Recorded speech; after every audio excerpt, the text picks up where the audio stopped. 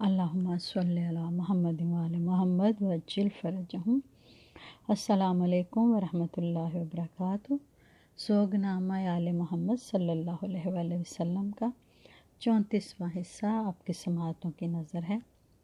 امام زمانہ علیہ السلام امام مہدی علیہ السلام 15 شعبان 255 ہجری یا 256 ہجری کو سامرا میں متولد ہوئے۔ آپ اپنے والد بزرگوار کی کفالت میں مخفیانہ طور پر زندگی گزارتے رہے۔ چند خواص کے علاوہ آپ کے وجود اطہر کی کسی کو اطلاع نہ تھی۔ امام عسکری آپ کو بنو عباس کے ظالموں کے گزند کے خطرے کے پیش نظر ہمیشہ محفوظ رکھتے تھے۔ امام مہدی علیہ السلام کے والد بزرگوار 8 ربیع الاول اور 260 ہجری میں شہید ہوئے۔ اس وقت آپ کا سن مبارک 5 سال کا تھا، لہٰذا آپ 5 سال کی عمر میں عہدہ امامت و ولایت پر فائز المرام ہوئے۔ امام مہدی علیہ السلام کی غیبت 2 حصوں پر مشتمل ہے۔ ایک کا نام غیبت صغریٰ، دوسری کو غیبت کبریٰ سے تعبیر کیا جاتا ہے۔ غیبت صغریٰ 260 ہجری سے شروع ہو کر 339 ہجری تک اختتام پذیر ہوتی ہے۔ اس طرح آپ کی غیبت صغریٰ کا زمانہ 70 سال پر محیط ہے۔ امام کی غیبت کبریٰ 329 ہجری سے شروع ہوئی اور اب جب خدا چاہے گا اپنے ولی کا ظہور فرمائے گا انشاءاللہ۔ اللہم صلی علی محمد وعلی محمد وعجل فرجہم۔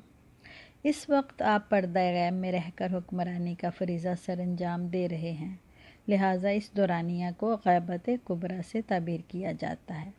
امام علیہ السلام کی زندگی کو 4 حصوں میں تقسیم کیا جا سکتا ہے۔ ایک تو آپ کا اپنے والد بزرگوار کے ہمراہ 5 سال تک زندگی بسر کرنا۔ دوسرا غیبت صغریٰ کا زمانہ، جس میں آپ اپنے 4 خاص سفیروں سے ملاقات کرتے رہے، جنہیں نواب اربعہ سے بھی تعبیر کیا جاتا ہے۔ وہ یہ ہیں: عثمان بن سعید، محمد بن عثمان، حسین بن روح اور علی بن محمد سیمری۔ آپ کے یہ 4 سفیر تھے جن کا آپ سے رابطہ تھا۔ یہ آپ سے شیعوں کے مسائل پوچھتے اور آپ ان کو بتاتے تھے، لیکن آخر میں آپ نے اپنے آخری سفیر علی بن محمد سیمری کو حکم دیا کہ اب وہ اپنا جانشین متعین نہ کرے۔ ان 4 سفیروں کے زمانہ کو غیبت صغریٰ سے موسوم کیا جاتا ہے۔ غیبت کبریٰ میں تمام امت اسلامیہ اور بالخصوص شیعان جہان اپنے امام کے ظہور کے قیام کے منتظر ہیں۔ ہر وقت آپ کے ظہور کے لیے پروردگار سے دست بدعا ہیں، پروردگار اپنے ولی کا ظہور آسان فرما دے۔ لہٰذا اس زمانے میں آپ کی نیابت عمومی ہوگی، جس میں بھی آپ کی نیابت کی خصوصیات پائی جاتی ہوں گی، وہی آپ کا نائب ہوگا اور اس کی اطاعت تمام مسلمانوں پر فرض ہوگی۔ اس کو اصطلاح فقہ میں مجتہد کہا جاتا ہے۔ امام زمانہ علیہ السلام کے ظہور اور آپ کی جہانی حکومت، یہ 4تھا حصہ ہوگا امام کی زندگی کا۔ آپ کے مصائب بے شمار ہیں، جس طرح آپ ہمیشہ دیگر معصومین کے مصائب و آلام میں مضطرب رہتے ہیں، اسی طرح آپ کو اپنے جد نامدار رسول اسلام کے غم نہیں بھولتے۔ آپ اپنی جدہ فاطمہ زہرا سلام اللہ علیہا کے زخمی پہلو کو یاد کر کے مغموم رہتے ہیں۔ امام معصوم کس کس مصائب پر گریہ کریں، آپ تو ان مومنین کے غم میں بھی محزون رہتے ہیں جنہیں راہ اسلام میں شہید کیا جاتا ہے۔ یہ محزون کیا جاتا ہے۔ آپ کے مصائب کی داستان طولانی ہے۔ امام حسین علیہ السلام کے ان مصائب کو اب بیان کرتے ہیں جن کی وجہ سے امام زمانہ علیہ السلام ہمیشہ پریشان رہتے ہیں۔ سانحۂ کربلا ایک دکھ بری داستان ہے۔ اس میں ہر ظلم انوکھا تھا۔ یزیدیوں نے آل محمد صلی اللہ علیہ وآلہ وسلم پر جو مصائب و آلام ڈھائے، ان کے کرب کو جس طرح قائم آل محمد صلی اللہ علیہ وآلہ وسلم نے محسوس کیا، کوئی اور نہیں کر سکتا۔ امام زمانہ اپنے جد امجد امام مظلوم کربلا کے مصائب کو یاد کر کے ہمیشہ مغموم رہتے تھے۔ آپ کربلا کے خونی سانحہ کے جگر سوز اور جاں گداز مراسی کو پڑھ پڑھ کر شہیدان راہ حق کو مصائب کو یاد کرتے ہیں۔ ہم ذیل میں چند جملے مصائب کے سپرد کرتاس کرتے ہیں کہ جو زیارت ناحیہ سے لیے گئے ہیں۔ امام زخمی دل سے اپنے جد امجد امام حسین علیہ السلام کو اس طرح پرسہ دیتے ہیں۔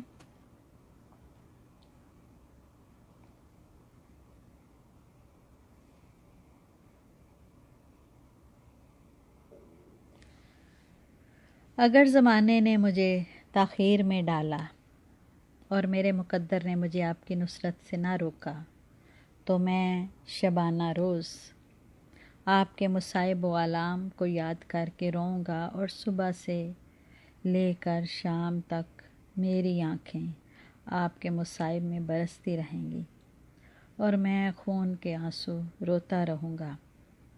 اے جد بزرگوار، میں اس وقت کو کیسے بلا سکتا ہوں جب عمر سعد ملعون نے یزیدی سپاہیوں کو حکم دیا پانی خیموں میں جانے سے روکیں، آپ سے جنگ و قتال کریں اور آپ پر حملہ کریں، آپ کے بدن نازنی کو تلواروں اور تیروں کا نشانہ بنائیں، اور کربلا کے لق و دق صحرا میں ہر طرف سے آپ کا محاصرہ کریں۔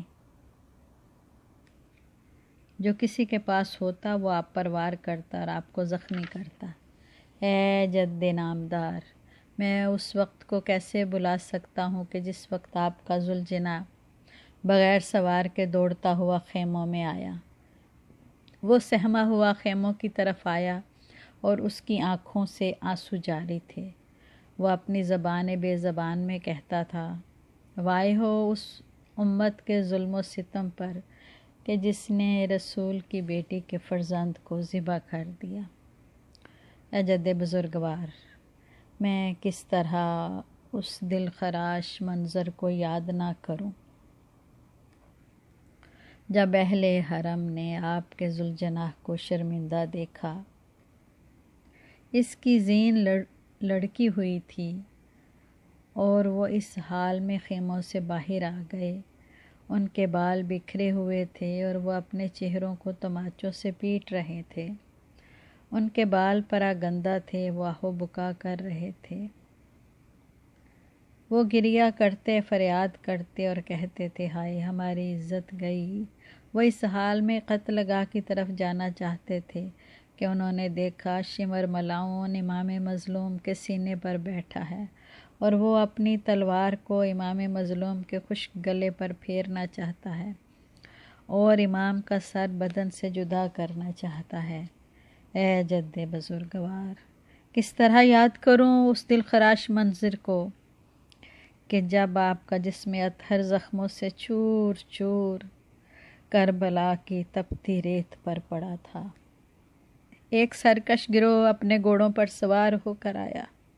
انہوں نے اپنے گھوڑوں کے سموں سے آپ کے بدن کو پامال کر دیا اور آپ کی لاش ٹکڑے ٹکڑے ہو گئی۔ اے جد بزرگوار، میں اس قیامت خیز منظر کو بلا نہیں سکتا کہ جب آپ کی شہادت کے بعد آپ کے اہل حرم کو غلاموں کی طرح در بدر پھرایا گیا، انہیں لوہے کی زنجیریں پہنائی گئیں، انہیں تیز رو سرکش بے محمل اونٹوں پر بٹھایا گیا۔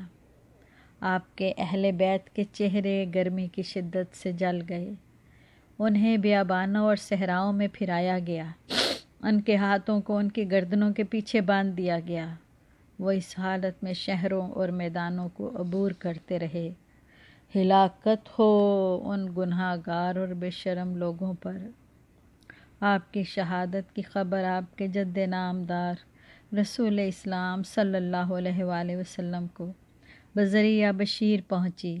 بشیر نے روتے ہوئے بارگاہ رسول میں عرض کیا، اے رسول خدا، آپ کا بیٹا قتل کر دیا گیا ہے اور میں آپ کے فرزند کی شہادت کی خبر لے کر آیا ہوں، اور آپ کا جوان فرزند قتل ہو گیا اور اس کی اولاد، عزیز و اقارب اور اصحاب بھی شہید ہو گئے۔ اے رسول خدا، آپ کے اہل بیت کے ہاتھوں کو گردنوں کے پیچھے باندھ کر دشمنوں نے انہیں اسیر کر لیا۔ رسول اسلام اس خبر غم سے مغموم ہوئے اور اس دل سوز خبر نے آپ کے دل کو زخمی کر دیا۔ امام زمان مہدی برحق علیہ السلام نے ایک اور مقام پر اپنے جد امجد مظلوم کربلا پر درود و سلام بھیجا ہے۔ دکھی امام نے اپنے مظلوم دادا کے ہر عضو بدن پر درود و سلام بھیجا ہے۔ میں ولی اثر کے بعض جملوں کو آپ کی سماعت کی نظر کرتی ہوں۔ پریشان حال امام کہتے ہیں، میرا سلام ہو اس پر کہ جس کو اپنے زخموں کے خون کے ساتھ غسل دیا گیا۔ میرا سلام ہو اس پر کہ جس نے نیزوں اور تلواروں کے جاموں کے ساتھ شربت شہادت پیا۔ میرا سلام ہو اس پر کہ جس کے دل کی رگوں کو دشمن کے تیر نے کاٹا۔ میرا سلام ہو اس مظلوم پر کہ جس کی داڑھی کو اس کے خون کے ساتھ خضاب کیا گیا۔ میرا سلام ہو ان چہروں پر جو خاک آلودہ ہوئے۔ میرا سلام ہو ان برہنہ بدنوں پر کہ جن کے لباس کو لوٹا گیا۔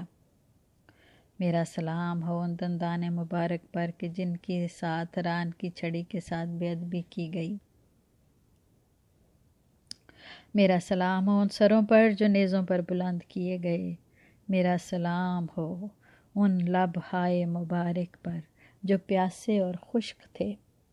میرا سلام ہو ان ٹکڑے ٹکڑے ہوئے اعضاء پر۔ میرا سلام ہو ان سروں پر جو نیزوں پر بلند کر کے شہر بشہر لے جائے گئے۔ میرا سلام ہو ان مخدرات پر کہ جنہیں اسیر کر کے در بدر پھرایا گیا۔ الا لعنت اللہ علی قوم الظالمین۔